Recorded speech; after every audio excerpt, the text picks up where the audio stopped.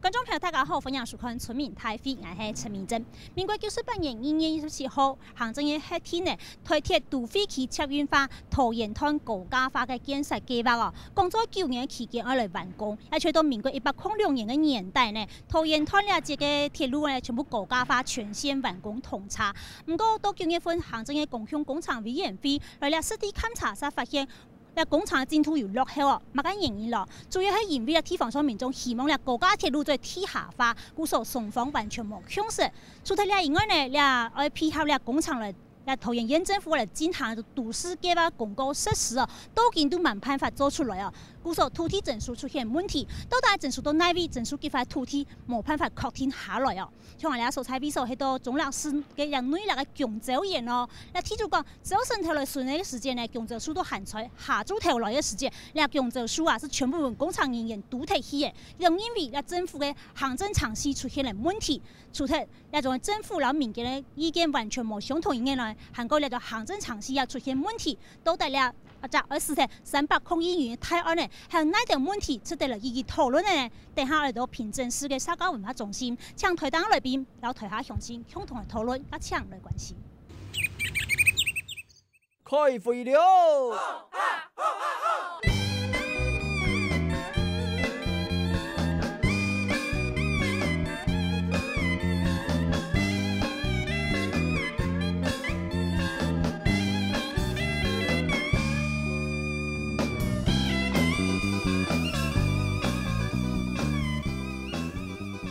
好，以下節目將頭來到平鎮市嘅沙加文化中心哈，討論係呢台鐵都會區嘅捷運化、桃園段嘅高架化嘅計劃工廠啦哈，馬上紹介台黨來賓。第一個呢係呢台灣鐵路局總工程師徐仁才，徐總工程師你好。各位鄉親，大家好。我是鐵路局的總工程師徐仁才，今天很榮幸有這個機會來參加這個村民的大會，來跟各位溝通。沙代委員紹介係桃園縣政府上鄉發展局嘅副局長劉正成劉副局長。各位觀眾大家好，我是桃園縣政府城鄉發展局副局長劉正成。好，沙代委員紹介係台南大學物流啦航空管理嘅教授陳濤陳教授你好。各位鄉親大家好，我是陳濤，來自開南大學。沙代委員紹介係桃園鐵路地下促進會顧問哈藍兆英藍顧問好。各位鄉親，大家好，我是桃園縣地鐵協進會顧問藍兆慶，大家好。頭先講到吼，呢個工廠呢，其實到98年1月份呢，呢行政嘅核定以後呢，就進行呢個規劃啦哈。實際上係花9年時間，希望到106年嘅時間全線在通車，高架化鐵路在全線嘅通車。不過目前工廠進度落後，頭先講到平鎮嘅部分呢，因為做呢個高架鐵路嘅時間，先嚟鋪呢個臨時嘅鐵軌路，但是會拆睇58戶嘅人喎，到底呢58戶嘅民眾，佢哋對於要拆。佢哋會嘅嗬，佢哋要使到那邊去嗬，有乜嘅想法？韓國人開發嘅必要性到底到哪呢？我想先聽聽新聞記者講頭去了解一下。為了改善鐵路沿線城市的發展，台鐵對民國94年開始推動台鐵捷運化，為了改善西部幹線中段路程的運輸，台鐵都會區捷運化、桃園段高架化計劃就係其中之一。發展我們是希望說鐵路地下化，我們沒有前站後站的隔閡，像台北啦、萬華啦。贏地鐵。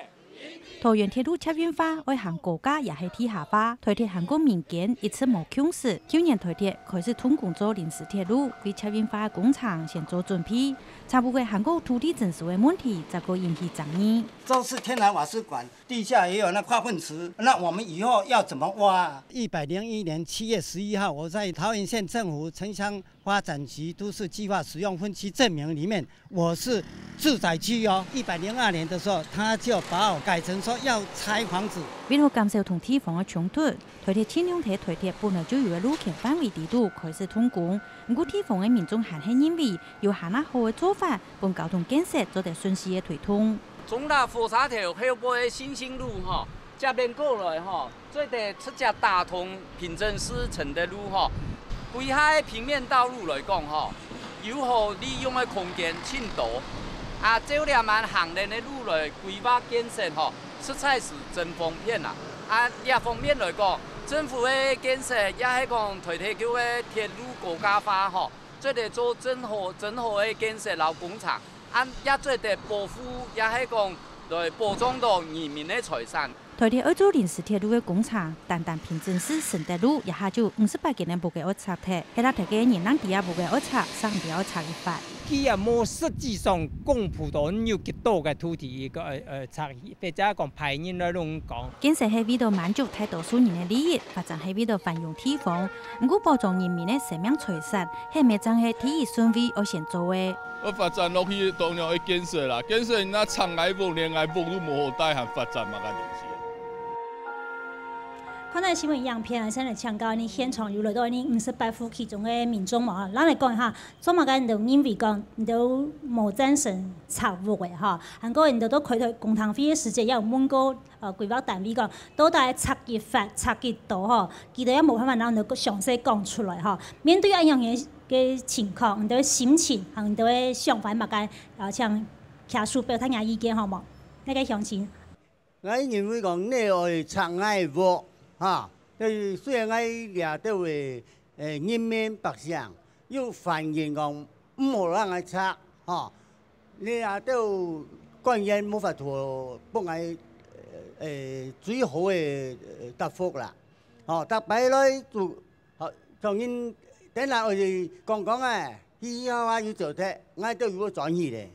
哦，冇辦啲意思啦。喺你講嗌唱嗌都係讓班人心情，最後當到跳下落去頂好啲，冇乜計啦，係嘛？啊，就尤其從誒做嘛都是冇結束啦，沒有決定的啦。啊，到掠下來，啊，擺我看唔到從咩啲朋友咪應該水木去了長愛木。哦，你水唔落夠是錯咧。那水落夠了，啊，謝謝。好，徐夢哈。那我覺得有個很大問題說，不管高架地下，我覺得高架有沒有？我去過很多我去過很多地方，為什麼桃園縣一個6都，對不對？為什麼要推高架來實現我們百姓，對不對？你為什麼不像板橋這樣子做一個地鐵，很漂亮的地鐵，然後平面可以做道路，然後可以種樹？那你高架沒辦法，這些充電都沒辦法，而且沒有什麼商店街，那你為什麼要設到桃園？還說最好的建設做到桃園？我覺得這很可恥，你知道嗎？桃園人口破200萬，還要搞高架，就像那五楊高一樣，你看五楊高了哈。通車到不到半年，你看出纰漏啊，誰要負責？萬一今天垮掉，我跟你講，百姓買單了，買就買就是全民買單了。我嘅看法嚟講，你政府我做乜嘅事情嘅規劃，到底要拆到哪？哦，然後大家講清楚來，哦，大家要用心。但是你做得比較啊，像你嗰種嘅高鐵啊，吼，你嘅台灣嘅高鐵啊，而家地下所有嘅。個土地啊，個黑國家掉啊，大家冇意見嘛。如果你係咪咧事啊，共黨講你係咪咧事木啊，當貴啊嗬，一件木講貴千萬啊嗬，做個你到百姓嘅心上就講嗰種嘅嗬，我講貴拆鐵嘅事，那麼買件做下就買唔到，所以講無所謂事啊，哦，然後大家嘅事哦，要求拜託你到政府嘅官員，人哋談到你百姓嘅心上。所以無所謂事啊，特別老大家講嘅事吼，做得嘅方面咧，最好做地鐵，地下鐵路嘅事啊，對地方嘅事啊，順勢較冇問題。其實居民到現在都不是很清楚，到底要被拆掉的房子的，到底是房子哪個部分要拆掉多大的面積哦？那其實他們也覺得說，其實地下化是最好的了哈。那台鐵局可以很清楚告訴民眾說，到底我們平鎮市承德路那58戶是要拆掉哪個部分，拆多少的面積啊？是不是可以先跟鄉親做個說明？謝謝。那整個這個平鎮58戶的一個拆遷的面積呢，我們有大致的一個估算哈，也就是說，這個整個的拆遷面積大概是1279米平方公尺哈，整個一個面積，那。這個可能民眾會認為說，這個數字哈沒有辦法讓民眾都了解我到底要拆多少。那我在這邊要說明，就是說，因為這個整個的都市計劃哈，整個都市計劃目前還在內政部哈，還沒有這個還沒有核定。那這核定之後呢，公布之後，我們才有辦法到現場去定樁哈，然後才能夠確定啊，然后你的房子会拆多少啊？所以在这个地方对这一个拆迁的面积做一个说明。好，那我想这个问题要请教我们的刘副局长，因为台铁局说，因为这个桃园县的这个都市计划还没有公告实施，所以还在内政部嘛，哈，那可以跟我们讲一下吗？说目前这个地区的都市计划到底进行到什么样的阶段了？那目前呢，依照都市计划法的相关规定，已经案子送到内政部都市计划委员会审议，那内政部都委会非常的慎重，所以他开了8次的一个专案的小组，那最后一次是在都委会是在今年的5月14号，内政部的第804次的都委会大致审定，但是有一个决议，就是说，因为跟原来98年那个草案已经有差距了，所以希望我们重新公展，重新公开展览，所以县政府就在今年的7月8号。重新公开展览，然后也到地方召开了多场的说明会。那目前我们正在汇整人民的陈情意见，然后再次提到内政部都委会来审议。好，那刘副局长，我想请教个问题，因为也有承德路这58户，其中就讲说，他还去地政局地政事务所申请，说他们家是住宅用地，那他为什么能够变更为交通用地？这个土地变更的过程当中，他们都不清楚那这个是行政流程为什么会是这样进行？这样进行的那个原因是什么？我们涉及到协助变更都市计划，那所有的工程范围需要多大是台铁局提供的那目前台铁局提供的这样的一个范围，当然跟现行的都市计划会有一点竞合的地方，所以要变更都市计划。所以在25公尺的路权范围内，有一些住宅区涉及到一部分的住宅区要变更为铁路用地。好，谢谢。好，头先讲到了，我哋喺98年2月27號行政院來核定嘅但是了解到佢公帑費嘅時間講到，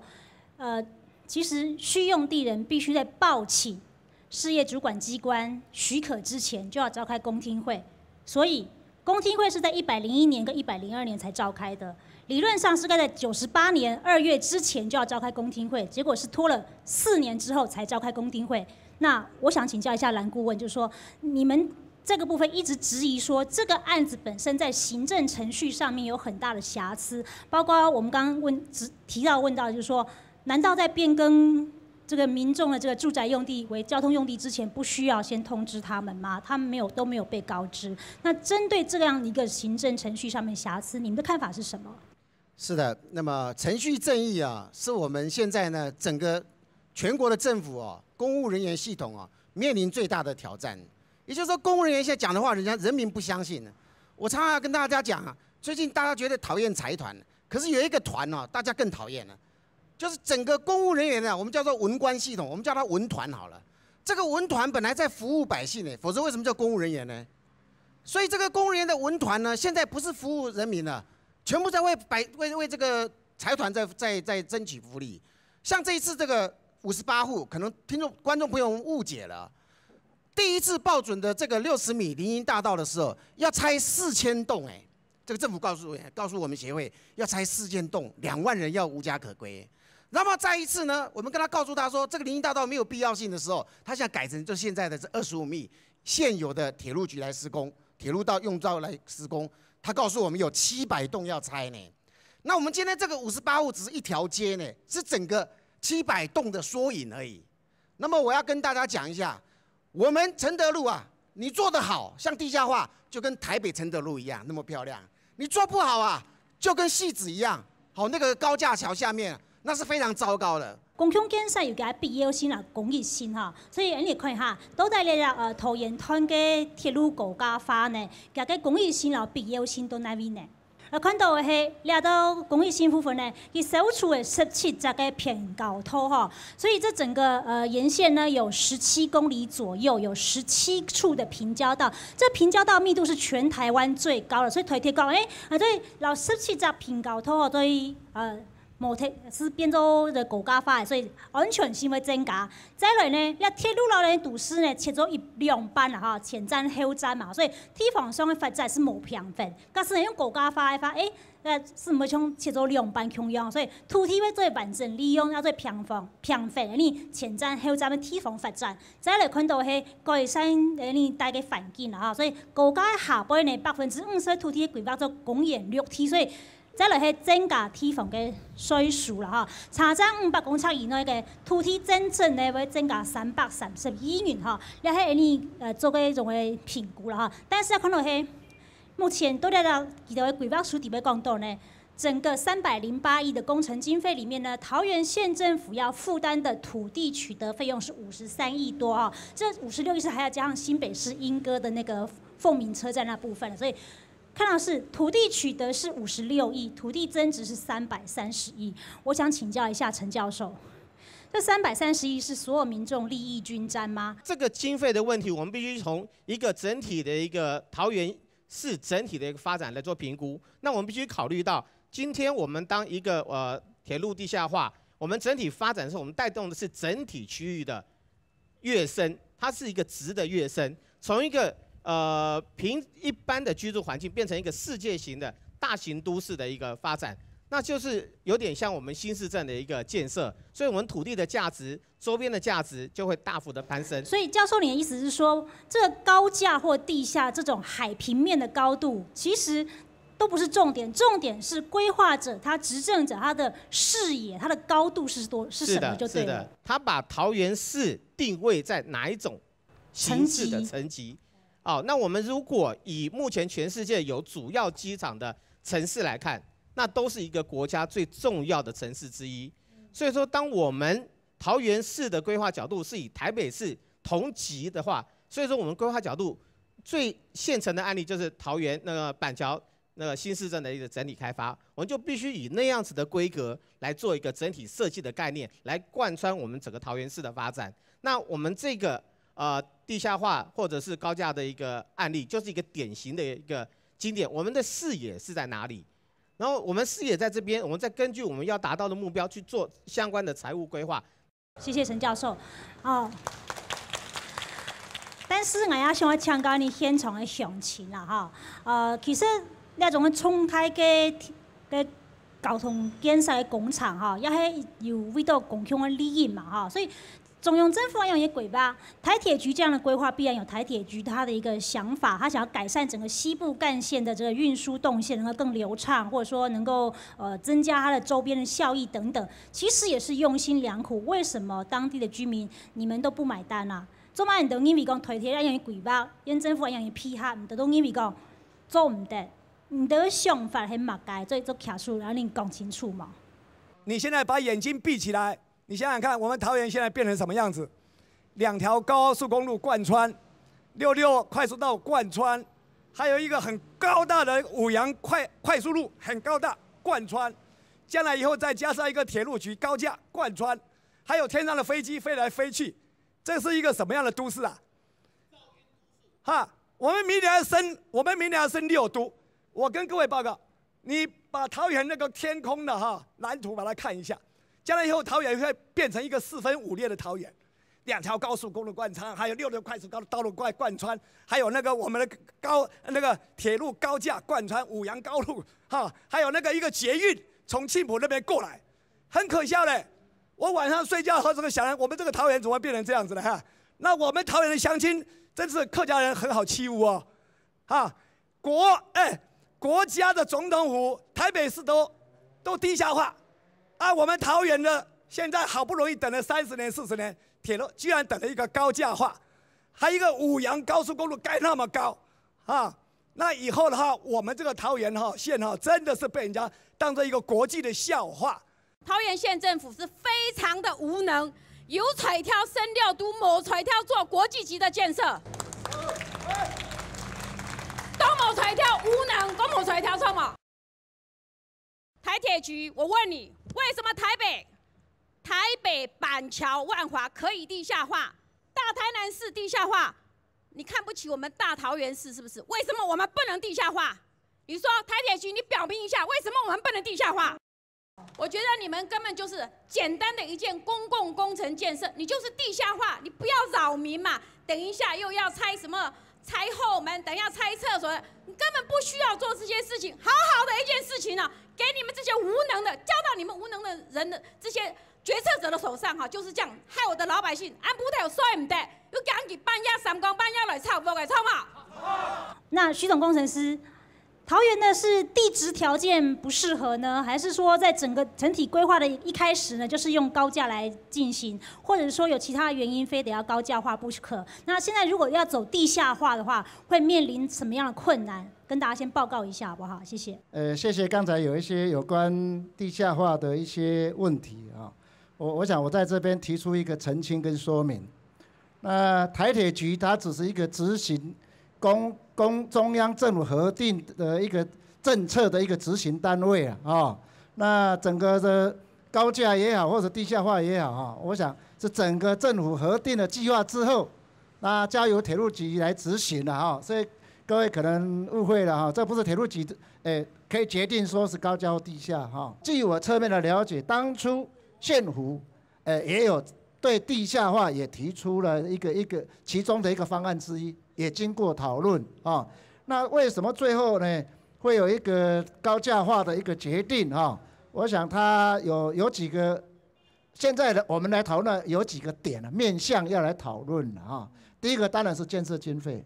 啊，这个建设经费长久以来啊，因为一般的这个地下化的经费啊，铁路高架化的3倍左右了，也就是300。经费是第一个问题，那再来经费是一个问题啦哈。那因为你地下化之后，它的整个铁路坡度的需求，为什么刚才讲16公里会变19公里？它的建设的这个距离会拉长，所以无形中也增加它的经费了啊。那第二个当然我们会整个造成一个环境影响评估啊，它整个都如果现在要采取地下化，要面临几个问题，我现在来讲哈。第一个就是可行性研究要重新开始。然后再来就是这个环境影响评估也要重新啊，然后再来就综合规划、基本设计等等。那这个如果把它变更为地下化，这个预估最少要16年了。好，就原本现在高架化的施工期间是9年，如果要改成地下化，这施工期间可能拉长到16年。我们的估计啦，初估是这样子。初估是估计这样。那我再请教一下，地下化是不是就不需要拆迁？有2个面向来讲嘛，第一个话，你不征收，如果说你现在地下化以后，你不征收不临时轨，不可能，现在在营运中嘛。那你以现有的线来当临时轨，永久线做底下它的下方的话，你用浅盾施工，营运是很危险的，哦，那是我们会考量的因素之一啦，哦。那未来你如果说另外要铺临时轨的话呢，因为以目前来讲，我们高架。我们目前估计的是25公尺施工的范围，缩小到极限25。那我们在估计这个整个，如果是用这个浅盾施工的时候，它的临时轨的部分可能会到27米，用地征收值。所以我在想，还是会有拆迁。所以即便地下化，它还是会有拆迁的部分。对，还有面临征收跟拆迁。好，那我蓝顾问，等一下，我先要请教一下我们刘副局长，就是说，其实。有提到就是说，希望能够缝合前站跟后站，平衡地方的发展台铁的铁道真的限缩了我们从桃园、内壢、中壢这沿线前后站的地方发展吗？这到底是市政规划资源分配的问题，还是说因为台铁把一刀切开了城市的2半？是的，这个台铁经过我们桃园县大概有17公里刚刚也提到这个交流道也有17处，所以平均1公里有一个平交道，所以造成时间的延滞以及大家的社会成本的增加，所以就都市发展造成前后站的一个切割所以整体性的都市发展并不是有利的好，那蓝顾我想请教一下，就是说刚刚我们总工程师讲到，如果要地下化，工程可能要延长到16年以上，甚至很多的行政流程要重做，你们愿意等吗？这样乡亲的声音就听到了啊。我们举个例子啊，刚才啊，县政府说不是我要盖的，这个铁路局要盖的。铁路局说这不是我负责决策的啊，这是上面负责决策的。一个盲人啊，一个瞎子啊，瞎子要拆我们家的房子啊，忙人家带你走高架，大家知道我的意思吗？这就是为什么全世界政府失能最严重的原因。拿着20年前所做的决策说，我今天就要认真依法行事，最可怕的就是这个。所以我希望政府官员真的好好替人民打算，这个土地国土的消失就是没有了。可是国土的再利用，地下可以利用，第1楼可以这个第1层可以做第2条的纵贯线，有多重要啊？更重要的哦，你想想看，那个沿面的可以创造出2万多家的商家啊，就是你做成道路之后，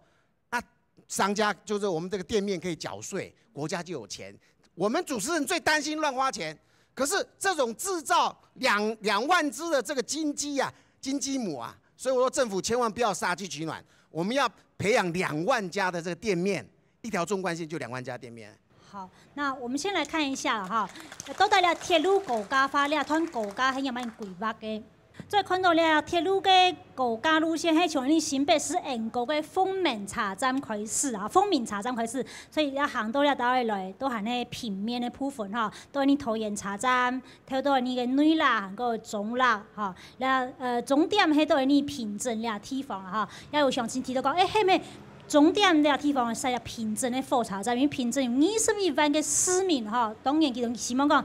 ，21萬市民嘅上下哈，有隻火車站的話，是不是走到中落來就它離偏了哈？所以看到係你全長差不多17公里，平均呢種高架嘅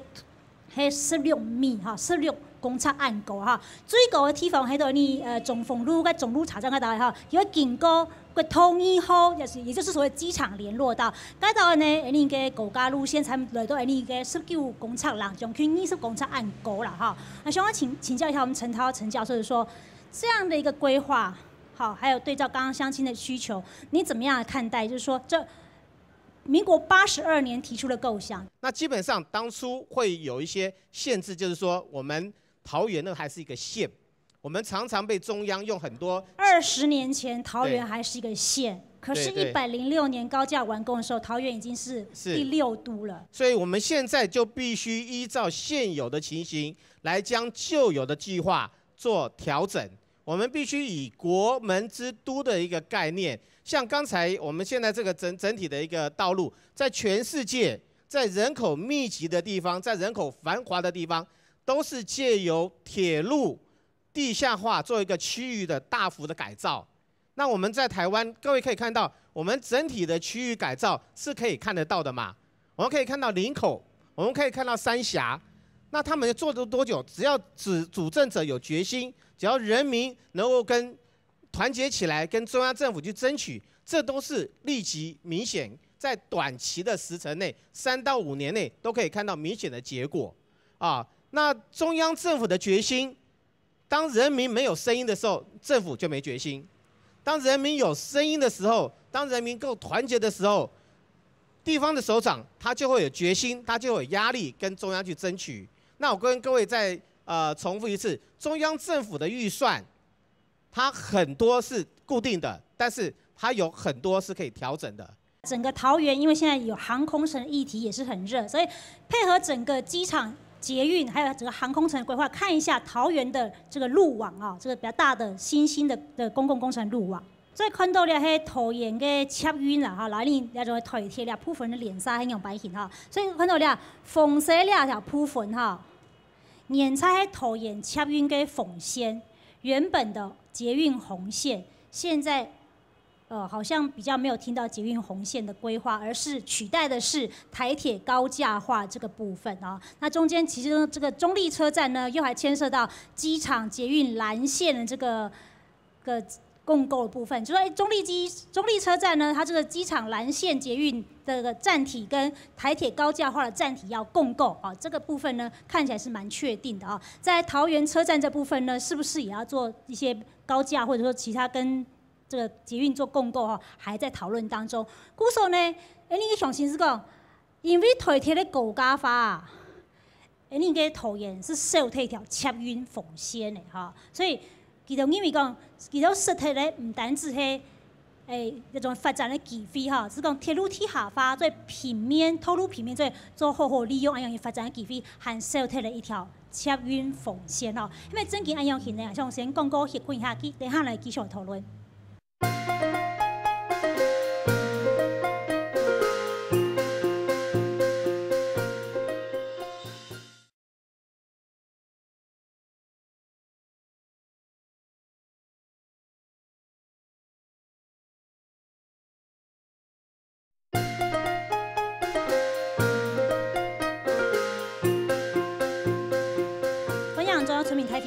现场吼，今日来到的桃园县总立平镇市的地方吼，其实讨论的迄几只从安尼个桃园内啦、总啦、安尼桃园县最精华的部分吼，因为铁路嘅通过呢，17公里嘅部分呢。因为铁路老的都市吼，切做2班的前站、后站的发展冇办法平衡哈。故说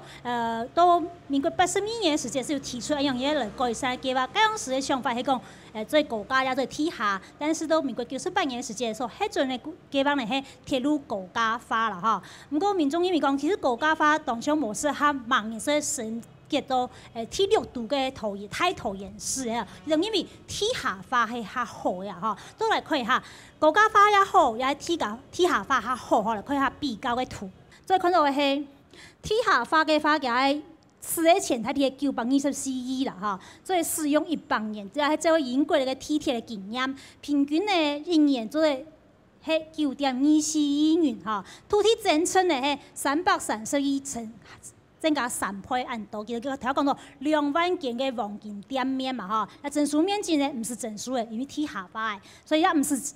蠅肉，也唔是曬鹽，吼曬到 PVC。但是高架化呢，我發出1108億，因為官方嘅308億賺差按多咧，因為係那種旁順那種嘅土地整數嘅費用啦，甚至個。安置嘅費用都冇算落去，但將算工廠費添，所以因為講其實咧308億呢係冇正確嘅。再來看到係美國芝加哥經驗是，高架化用嘅30年可能是推長嘅，所以到時間30年以後，桃園都總了兩屆嘅民眾又來重新面對一擺，到達了鐵路嘅高架化也地下化哈。再來咧1年嘅，因為佢使用嘅年限較短嘛哈，故說1年來攤提嘅成本就是變。高了，這邊是36.93億元哈，土地增值約330億，頭先講到嘅係官方嘅評估。再來整數面積幾多呢？目前還蠻低，因為桃園縣嘅都市計劃還蠻公告，40歲整數面積還蠻低，拆遷呢差不多係700戶按多了哈。我想先請教一下我們的總工程師，就是說，這個由地鐵促進會所提供的這個比較表。您覺得當中有哪些部分是需要你們做澄清的，還是說你們也認同這樣的一個比較？首先有關造價的部分哈，我想那個高架化的這個剛才他這邊是說1108億嘛哈，我們自己的一個核定的計劃裡面也包括剛才所講的了，那個整個土地的徵收工程的一個主要的主體工程費用哈，我們當初在估算的時候，整個經費都納在這個308億裡面了。哦，所以都含進去了。對對，所以說這個1108億哈，這個數字，我想我們還可以再值得再去。好，那我可以問一句了哈，98年的308億，到目前102年了，需要追加預算嗎？目前我們還是以308億的這個整個經費在控管。哦，那當然未來到106年，它是不是有物價指數的調整？哦，那可能這個部分會有一些調整，到時候視情況而定。就整個物調，因為物調是隨着社會的這個一個經濟的一個變動哈。那所以基本上我們目前來講，還是以308億來一個控管啊。好，謝謝。那我想請問一下劉副局長，就是說，這個土地增值部分哦，因為這個部分其實這有很多可以進入地方的稅收嘛，入這個府庫，縣政府的府庫嘛哈，到底是地下化的330億乘3倍呢，還是就是高架化的330億呢？照目前的這個政策呢，最主要如果再改成地下化，最重要的影響是我們目前的機場藍線，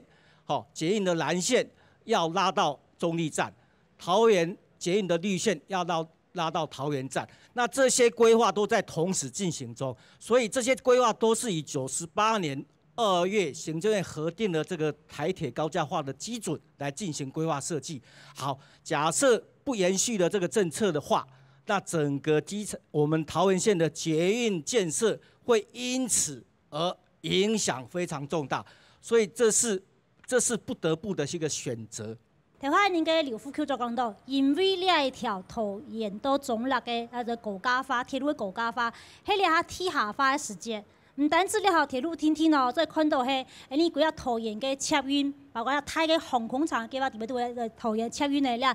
蓝色嘅、咖啡色嘅、橙色嘅、咖啡色嘅，吼啦，哈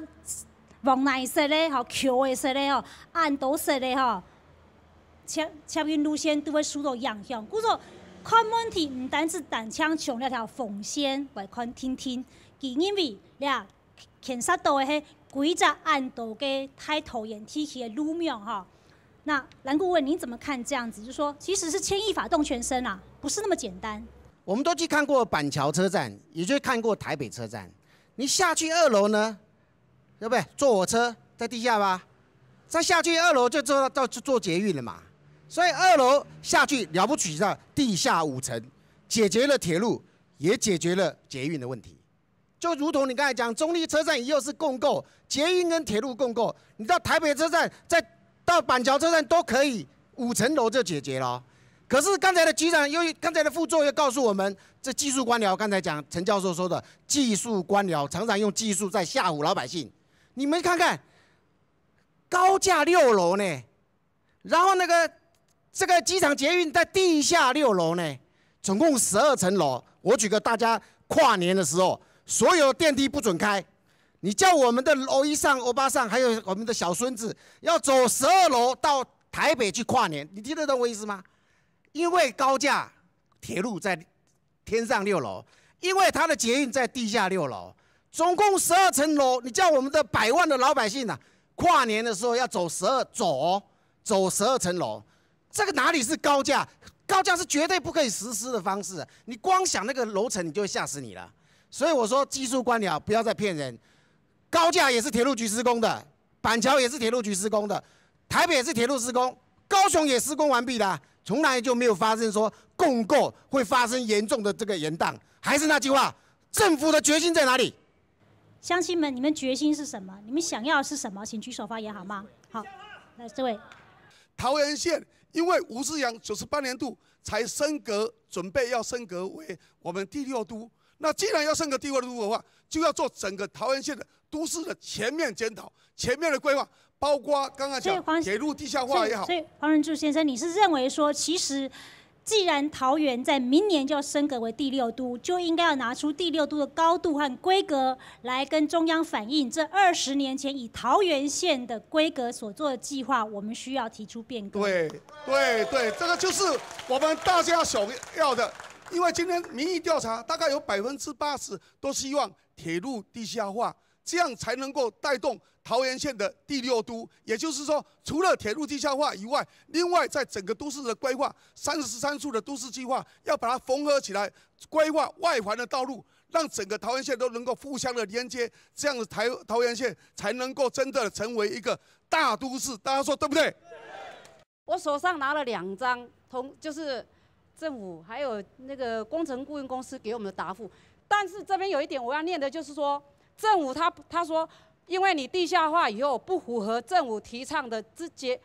节能减碳理念，是不是打这地下化不能解决它什么节能减碳？那台北他做了捷运，做了地下化，没有配合节能减碳呢，是不是？对不对？那是不是政府打这耳光？这一张是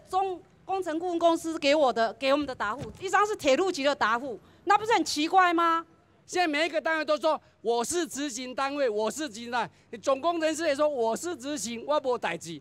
县政府也说我没代志，就是要去县政府抗议。还有哪一个单位是决定单位，我们来去那边抗议才有效，对不？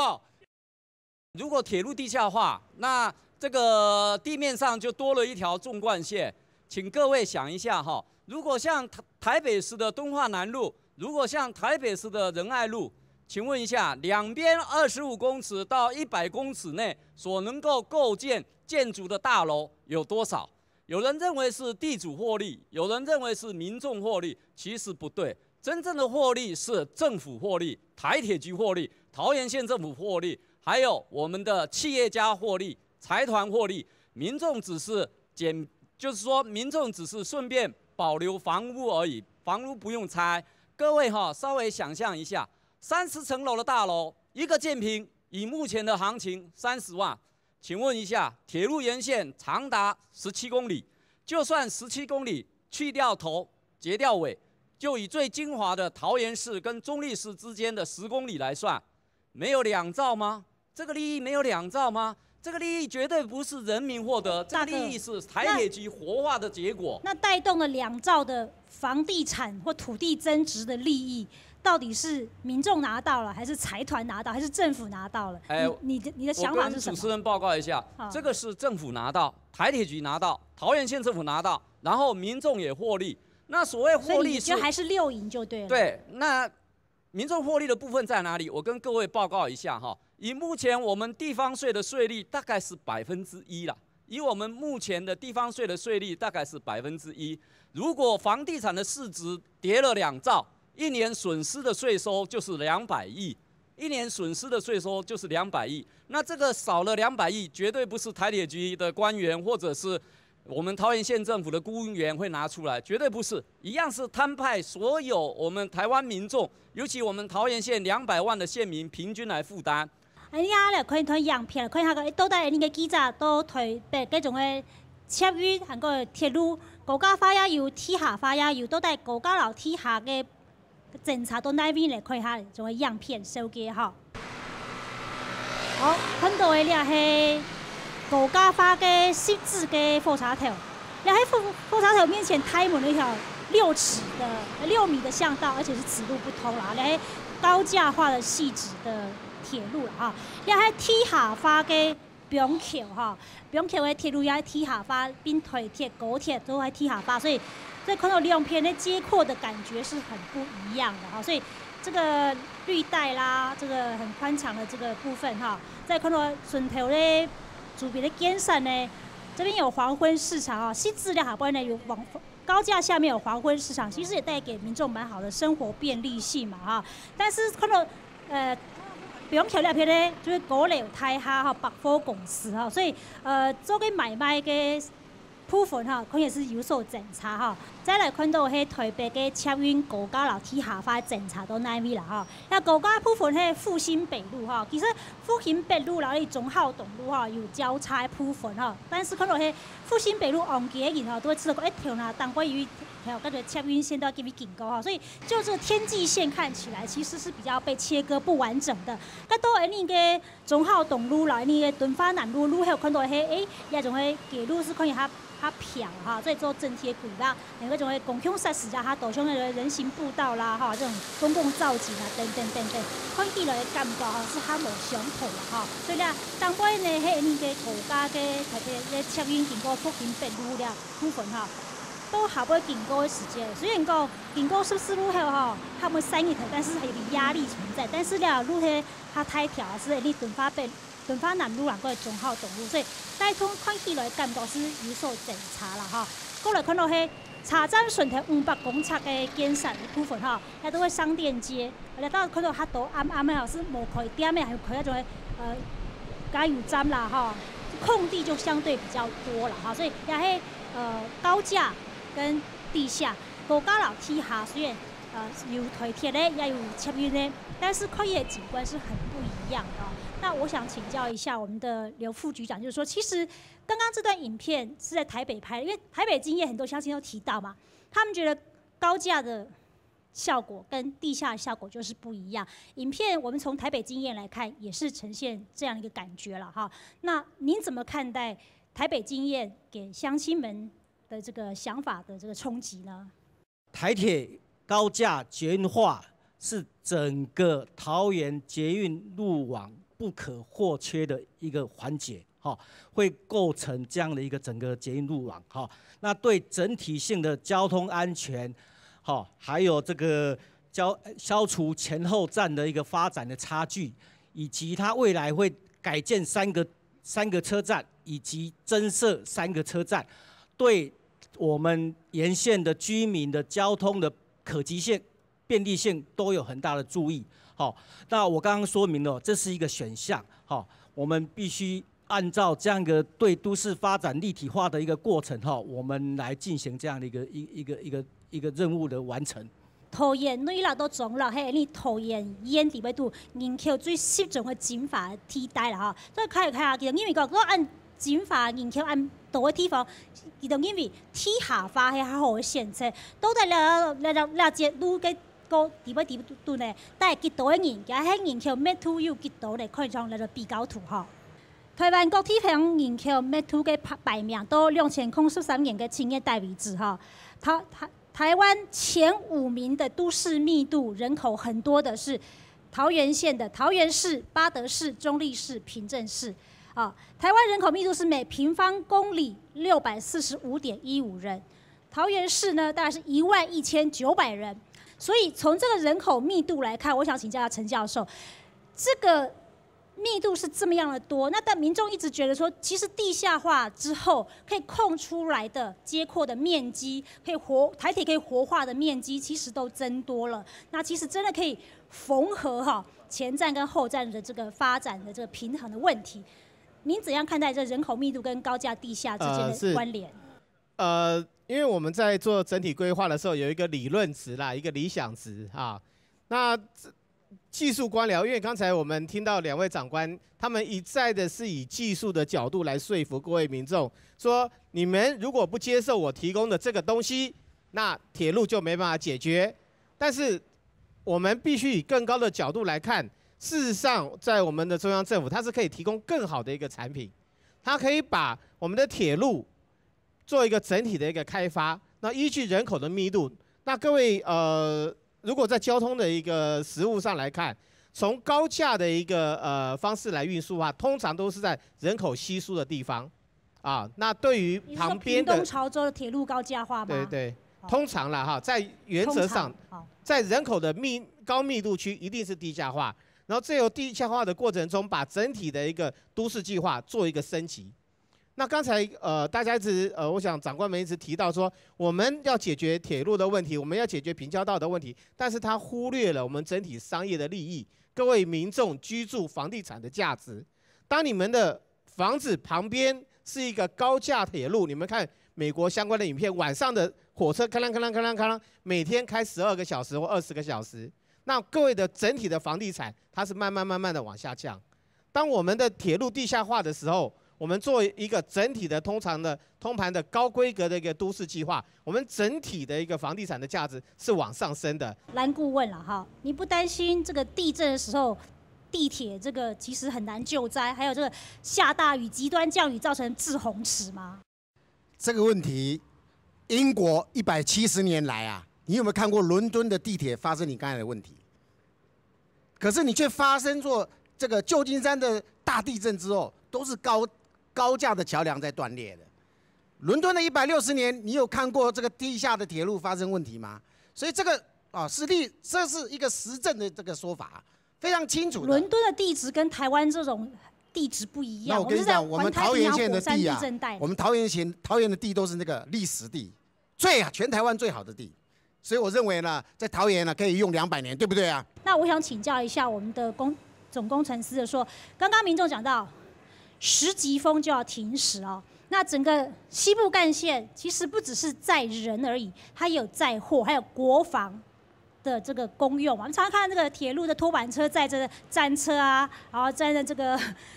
大炮啊，在鐵路上面跑啊。所以到時候會不會因為高架的關係，有這個強風的話，它不只是載運人的問題，它還有貨運國防的問題。這一點台鐵在規劃的時候有沒有考慮進去？是不是可以跟我們這個做個說明？那這個問題呢，我想我們在細設的階段呢，已經有把這個最主要的這個安全問題有考慮進來哈。那我在這邊大概的一個說明，剛才主持人也講過了哈。我們這個計劃最高的地方是20公尺哈，高約是20公尺。那這個跟五楊段的差異性呢，就是說，因為我們整個地形關係哦，那以桃園市的一個風速啦，一般我們的調查哈，這個每秒大概是在2.1公尺到3.6之間啦，啊，那會不會有高樓強風的問題啊？對，桃園的一個特性啦，因為這個風速跟比如說你在山邊、海邊或者五楊，它地形是不一樣的哈。那台鐵它有一個規定，在台灣全省各地哈，只要风速超过10级以上的话，铁路是停驶的。哦，所以不是因为它高架，而是原本只要超过10级，所有的铁路就停驶。这个也就是说，我们台铁为了它的列车运转的一个安全需求，所以在10级风以上的话，它就会停驶。哦，那也就是说，那目前我们以刚才高度20公尺的那个计划呢，那经过顾问公司的这个一个计算，可以承受的是每秒3.96公尺。所以说我们可是火车很大台呢，它还有很多节，不像那个高速公路小汽车小小一台啊，它的受风面不一样。那铁路局更稳呐。铁路局更稳。铁路局的这个本身的重量哈，其实它够重，它已经够台铁的一部的这个。车辆大概一般的机车车辆大概是90几吨呢，它的稳定程度它是比较稳的哈。好，谢谢我们的徐总工程师。那我想请教我们的刘副局长，就是说刚刚讲到，因为都市计划还未定，所以整个这个临时轨的工程它会影响到永久轨工程施工，是 delay 了40多。那县政府这边是配合的政府单位嘛？其实你们刚才也讲过，这条铁路的高架也关系着整个桃园的捷运网路嘛，好，所以不是说他们在施工你们配合，其实你们也是主事单位啊，对不对？因为他 delay 了，其他的机场捷运也会停当在那边嘛。那您怎么样看待这样的一个僵局焦灼状况？县政府要怎样来面对因应？针对这个问题我想都市计划从98年开始公开展览那不是诚如刚刚乡亲所说的，从82年就延宕到现在98年才进行这样的高架化的一个都市计划变更。那之所以为什会到现在还没有都市计划定案，这也是一方面充分的都委会充分的让我们各位乡亲表达我们内心的意见。我们每一次都委会都有乡亲列席，充分的听取各位乡亲的意见，这也是一个过程，这是民主一个审议的过程，这也是一部分的原因好，那我想这个案子大概今年就都市计划程序可以完成了好，这是要澄清说明的。好，谢谢。那陈教授，您以运输专业来看，究竟这个穿越桃园心脏核心地带这17公里多的铁路，它是高架好，还是地下好，还是就现在的我们做小工程跨越的路桥或者是跨越的地下道，其实是都市整体的规划才是重点，政府资源的分配，前站后站的分配才是重点。我们现在已经变成直辖市了所以我们必须要能够争取把我们桃园这个铁路它做一个地下化的一个过程，作为我们大桃园地区整体发展、整体规划迈入国际级的大型的城市的一个契机。利用这个契机，把我们桃园做一个永续发展，作为我们未来我们乡亲们可以长居久安、可以引以为傲的一个城市发展，作为我们的一个基地。谢谢。好。